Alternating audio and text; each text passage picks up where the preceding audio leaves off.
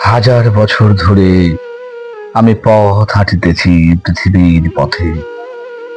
সিংহল সমুদ্র থেকে নিশীথের অন্ধকারে মালয় সাগরে অনেক ঘুরেছি আমি।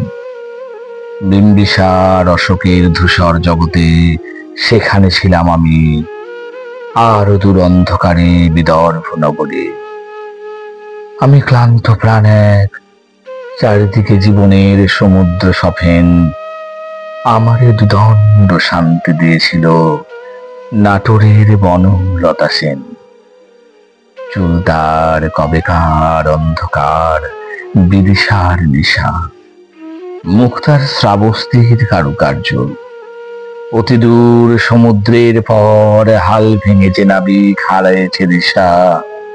সবুজ ঘাসের দেশ যখন সে চোখে দেখে, দারুচিনি দ্বীপের ভিতর তেমনি দেখেছি তারে অন্ধকারে। বলেছে সে, এতদিন কোথায় ছিলেন? পাখির নীড়ের মতো চোখ তুলে নাটোরের বনলতা সেন। সমস্ত দিনের শেষে শিশিরের শব্দের মতন সন্ধ্যা আসে।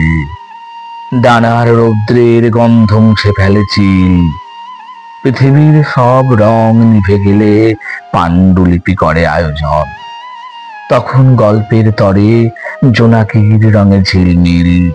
সব পাখি ঘরে আসে, সব নদী ফুরায় জীবনের সব লেনদেন। থাকে শুধু অন্ধকার মুখোমুখি বসিবার বনলতা সেন।